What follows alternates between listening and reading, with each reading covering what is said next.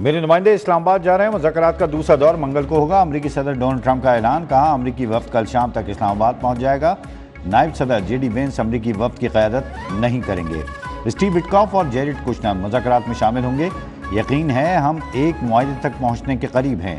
Tehran کو منصفانہ اور قابل قبول پیشکش دے رہے ہیں۔ امید کرتے ہیں ایران ہماری تجاویز قبول کرے گا۔ دھمکی بھی دی کہ اگر ڈیل نہ ہوئی تو وہ کام کروں گا جو 47 سال میں کوئی امریکی صدر نہ کر سکا، تمام بجلی گھروں پلوں کو تباہ کر دیں گے۔ ایران نے کل ابنائے ہرمز میں گولیاں چلا کر سیز فائر کی خلاف ورزی کی۔ ہماری ناکہ بندی کی وجہ سے ہرمز پہلے ہی بند ہے۔ بند بندرگاہ کی وجہ سے ایران کا روزانہ $500 ملین کا نقصان ہو رہا ہے۔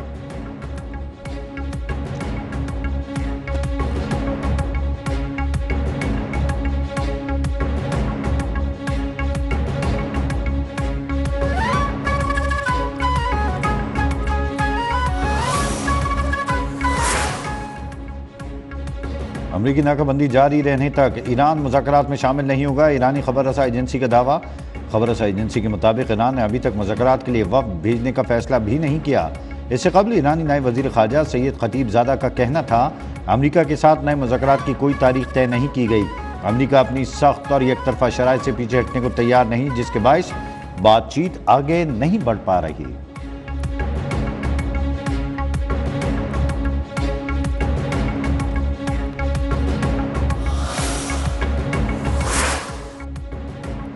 امریکی میڈیا کا ایرانی مذاکراتی ٹیم کے منگل کو اسلام آباد پہنچنے کا دعویٰ۔ امریکی چینل نے ایرانی ذرائع کے حوالے سے بتایا کہ ایرانی مذاکراتی ٹیم پہلے مرحلے میں شامل ارکان پر ہی مشتمل ہوگی، جو توقع کر رہے ہیں کہ بدھ کو جنگ بندی میں توسیع کا علامتی مشترکہ اعلان ہوگا۔ معاملات ٹھیک رہے اور ٹرمپ پاکستان جانے پر راضی ہوئے تو ایرانی صدر بھی پاکستان جائیں گے۔ امریکی اور ایرانی صدور پاکستان گئے تو ان کا اجلاس ہوگا، جس کے بعد مشترکہ اعلامیے پر دستخط ہوں گے۔ ایران کی جانب سے باضابطہ طور پر وفد بھیجنے کی تصدیق نہیں کی گئی۔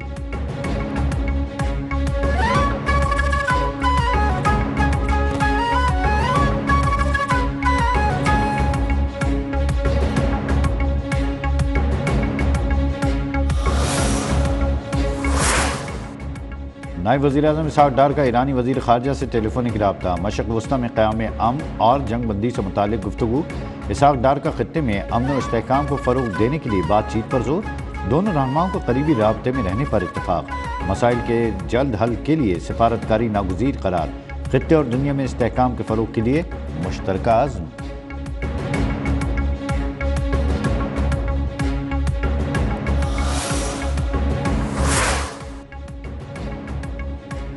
پاکستان بن رہا ہے پھر سفارتکاری کا میدان۔ امریکہ ایران مذاکرات کے لیے غیر ملکی وفود کی اسلام آباد آمد۔ سیکیورٹی انتظامات سخت، 18,000 نفری تعینات۔ ڈیوٹی پر معمور پولیس افسران کے موبائل فون استعمال کرنے پر پابندی۔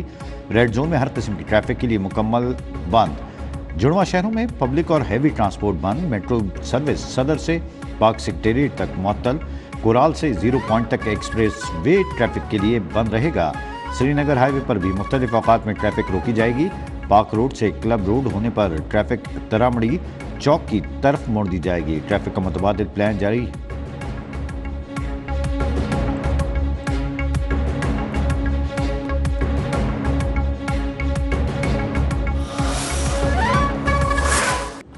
امریکہ ایران جنگ بندی ختم ہونے میں 3 دن باقی۔ وائٹ ہاؤس میں صدر ٹرمپ کی زیر صدارت سچویشن روم میں اہم اجلاس۔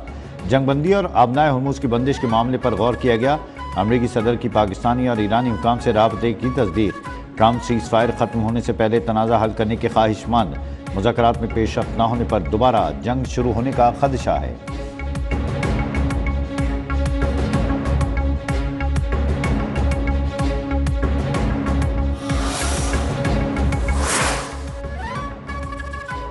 جوہری حقوق سے محروم کرنے والے ٹرمپ کون ہوتے ہیں؟ ایران نے ایسا جرم کیا جو جوہری حق سے محروم رہے۔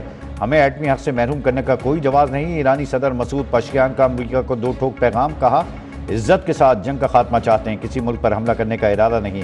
دفاع کا قانونی اور جائز حق استعمال کر رہے ہیں۔ اسپیکر باقر قالیباف کی کچھ نکات پر اختلافات کی تصدیق، بولے پیش رفت کے باوجود معاہدے سے کافی دور ہیں، جنگ دوبارہ نہ ہونے کی ضمانت چاہتے ہیں۔ خبردار کیا کسی بھی غلطی پر پوری قوت سے جواب دیں گے۔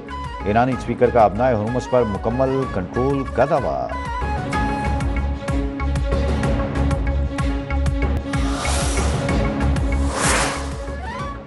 ہماری فوج کی انگلیاں ٹریگر پر ہیں، معاوضہ رائی اور قربانی دینے کے لیے تیار ہیں۔ ایرانی آرمی چیف امیر حاتمی کا اعلان، کہا ایران کی افواج آخری سانس تک دشمن کا مقابلہ کریں گی، ہر محاذ پر قومی خود مختاری اور سلامتی کے دفاع کے لیے پرعزم ہیں۔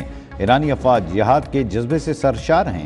پاسداران انقلاب کے کمانڈر جنرل موسوی بولے، ایران نے جنگ بندی کے دوران اپنے میزائل اور ڈرون صلاحیتوں کو مزید تیزی سے بحال اور مضبوط کیا، جبکہ دشمن کو اپنے اسلحے کے ذخائر دوبارہ بنانے میں مشکلات کا سامنا ہے۔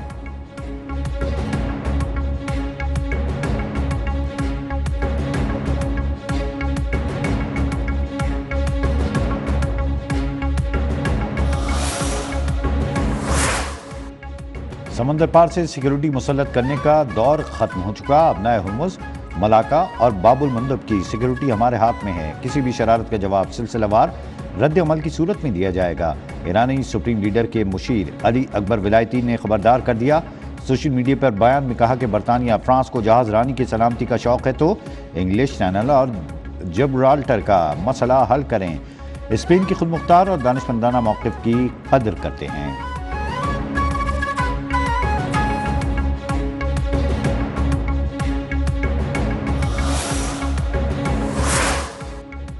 ایرانی افواج نے آبنائے ہرمز سے گزرنے کی کوشش کرنے والے 2 ٹینکر واپس بھیج دیے۔ ایرانی افواج کے مطابق بوٹسوانا اور انگولا کے جھنڈے تلے چلنے والے دونوں ٹینکرز آبی گزرگاہ سے گزرنے کی کوشش کر رہے تھے، جس پر مسلح افواج نے انہیں وارننگ جاری کی، جس کے بعد دونوں جہازوں کو رستہ تبدیل کرنے پر مجبور ہونا پڑا۔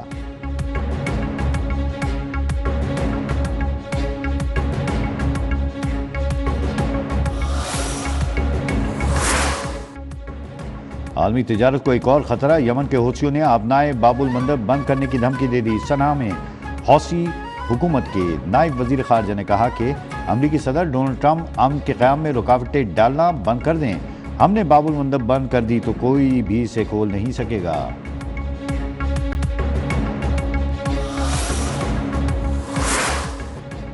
ترکی نے امریکہ ایران جنگ بندی میں توسیع ناگزیر قرار دے دی۔ ترک وزیر خارجہ حقان فیدان نے کہا دونوں ممالک کے درمیان مذاکرات کافی حد تک مکمل ہو چکے، صرف چند معاملات پر اختلافات ہیں۔ بدھ کو ختم ہونے والی جنگ بندی میں توسیع لازمی ہونی چاہیے۔ اسرائیل صورتحال کا فائدہ اٹھا کر لبنان میں مرزی مسلط کرنے کی کوشش کر رہا ہے۔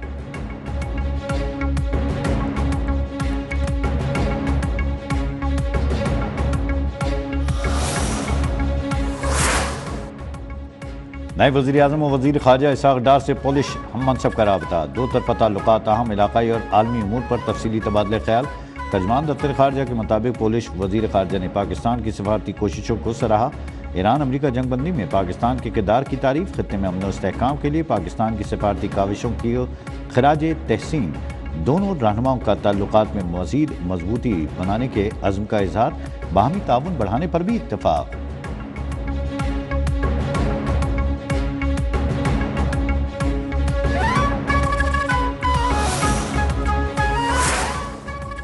پاکستان امریکہ ایران جنگ میں کامیاب ثالثی سے عالمی سطح پر توجہ کا مرکز بن گیا۔ بھارت کے غیر واضح خارجہ پالیسی سخت تنقید کی زد میں پاکستان سے بہترین تعلقات کے بعد امریکہ کے لیے بھارت پر اعتماد کرنا مشکل ہو گیا۔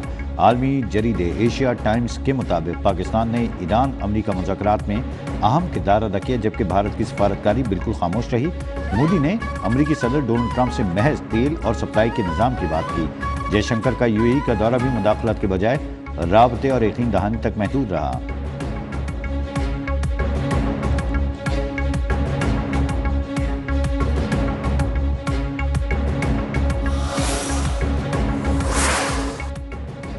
امریکہ ایران کو مذاکرات کی میز پر لانا معجزے سے کم نہیں، کسی کی ثالثی کی کوششوں کو ہر ملک نے سراہا۔ پاکستان کی عزت وزیر اعظم اور فیلڈ مارشل کی کوششوں کا نتیجہ ہے۔ اسپیکر قومی اسمبلی ایاز صادق کا لاہور میں تقریب سے خطاب، کہا بھارت کو شکست کے بعد پاکستان کی عزت و وقار بلند ہوئی۔ تاریخ میں پہلی بار ایسا ہوا کہ کسی ملک نے بھارت کا ساتھ نہیں دیا۔ خواجہ آصف سعد رفیق بولے، پاکستان آج دنیا کے مسئلے حل کر رہا ہے، سول اور فوجی قیادت ایک پیج پر ہے۔ وزیر اعظم اور فیلڈ مارشل کا پوری دنیا میں چرچا ہو رہا ہے۔ پاک فضائیہ نے دشمن کے 7 جہاز گرائے۔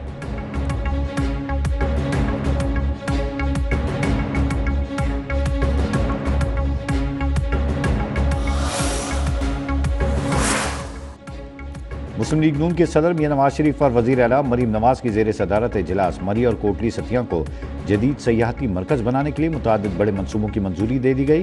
سیاحت کے فروغ کے لیے مری گلاس ٹرین پروجیکٹ کی تعمیراتی کام کے آغاز کے لیے 1 ماہ کا ہدف مقرر۔ وزیر اعلیٰ پنجاب نے تمام منصوبے بروقت مکمل کرنے کا حکم دے دیا۔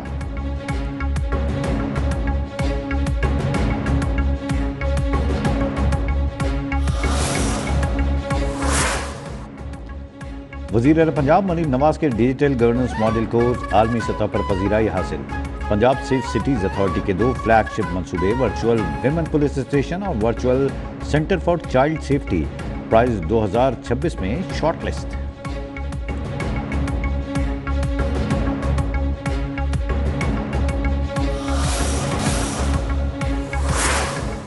ملک کے بیشتر علاقوں میں غیر اعلانیہ لوڈ شیڈنگ کا سلسلہ جاری۔ گرم موسم میں کراچی کے کچھ علاقوں میں لوڈ شیڈنگ کا دورانیہ 10 گھنٹے سے تجاوز کر گیا۔ مستثنی علاقے بھی بجلی کی بندش سے متاثر۔ لاہور اور لیسکو ریجن میں بجلی کی طلب 2800 میگا واٹ ہے، جبکہ نیشنل گرڈ سے 2700 میگا واٹ بجلی فراہم کی جا رہی ہے۔ خیبر پختونخوا میں بجلی کی طلب اور رسد میں 600 میگا واٹ کے فرق کا سامنا۔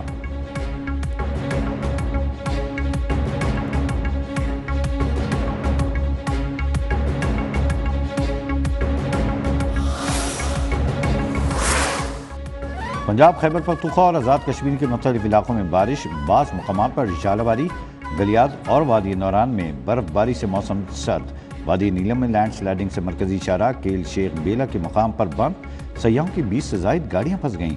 بلوچستان کی وادی زیارت کے بالائی علاقوں میں بھی بارش، شارع قراقرم کوہستان لاچی نالے کے قریب لینڈ سلائیڈنگ کے باعث بند۔ محکمہ موسمیات کے مختلف بالائی علاقوں میں مزید بارش کی پیش گوئی۔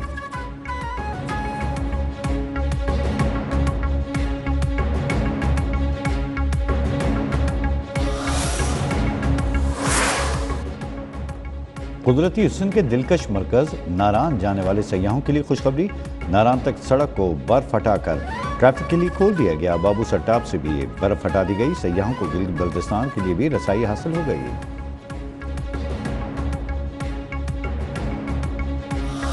روس نے ایران کو افزودہ یورینیم ہٹانے میں مدد کی پیشکش کر دی۔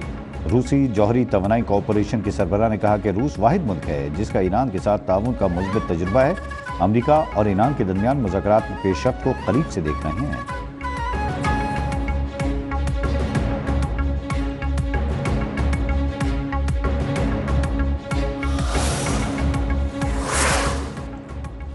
غزہ میں اسرائیلی بربریت بدستور جاری۔ گزشتہ 24 گھنٹوں میں مزید 7 فلسطینی شہید جبکہ 24 زخمی ہو گئے۔ جنگ بندی کے بعد سے 773 افراد شہید، 2171 زخمی ہو چکے۔ تباہ شدہ عمارتوں کے ملبے سے اب تک 761 لاشیں برآمد کر لی گئیں۔ شہداء کی مجموعی تعداد 72,549 ہو گئی، جبکہ 1,72,274 افراد زخمی ہوئے۔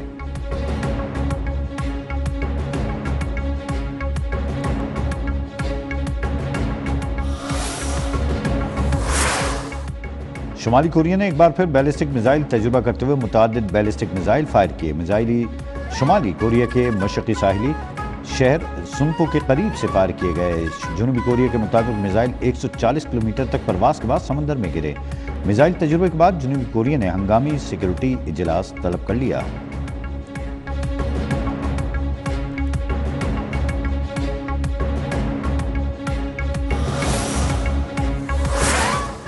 لاہور میں وزیر اعلیٰ پنجاب نیشنل میراتھن اور سائیکل ریس میں 11,000 سے زائد ایتھلیٹس کی شرکت۔ 21 کلومیٹر مینز سائیکل ریس میں کراچی کے علی الیاس، جبکہ 5 کلومیٹر ویمن سائیکلنگ میں کراچی ہی کی زینب نے میدان مار لیا۔ ویل چیئر ریس کے فاتح احمد یار رہے۔ فاتحین میں 38 لاکھ روپے کی انعامی رقم تقسیم کی گئی۔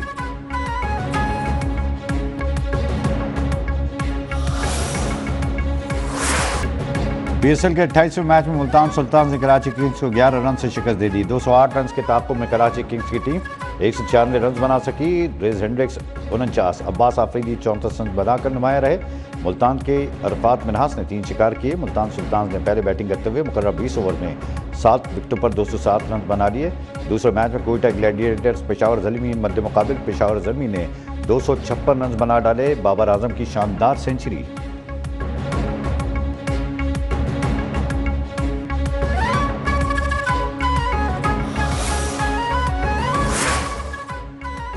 اور کراچی میں ڈیلفا کیٹل شو کی رنگینیاں اپنے عروج پر، ملک بھر سے کسانوں، فارمرز اور ماہرین کی شرکت، عوام کی بڑی تعداد کا ایکسپو سینٹر کا رخ، شہری جاندار اور شاندار جانور دیکھ کر داد دیے بغیر نہ رہ سکے۔